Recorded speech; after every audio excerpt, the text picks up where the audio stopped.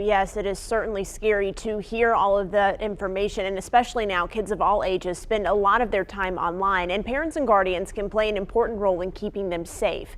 This afternoon, I spoke to psychotherapist Dr. Nanette Funderburg, who works with children and adolescents who have experienced trauma, and we're digging deeper into what you need to look for when it comes to your kids' online activity and behavior. First, Dr. Funderburg, is there anything that parents need to be looking out for, maybe signs that their kids are having conversations on the internet with someone they don't know? Well, of course, you always want to pay attention to if there are behavior changes. You know your child and you know what their typical behavior is.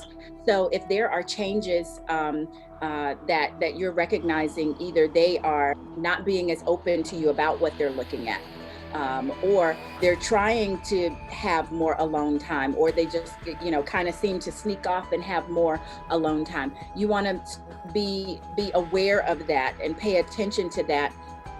And just pay attention to what's going on. It doesn't 100% mean that there's something bad going on. It could be just teens being teens, but as parents, that's a part of the parents. What the parents want to do is pay attention to when does that behavior change, and when am I going to step in to at least ask a question.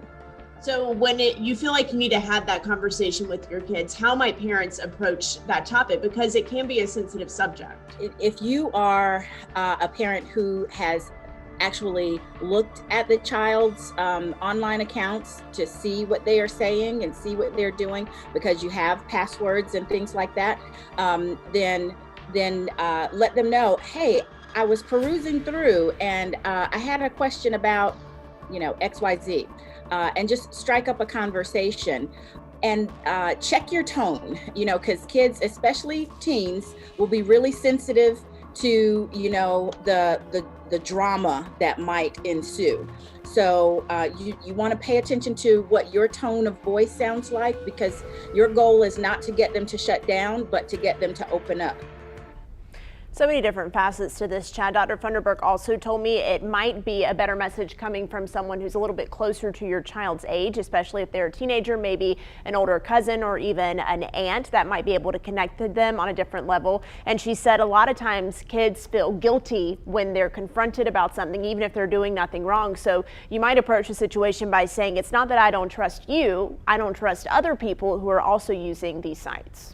Right, and so much has changed in the last 20, 30 years with regards to stranger danger, right?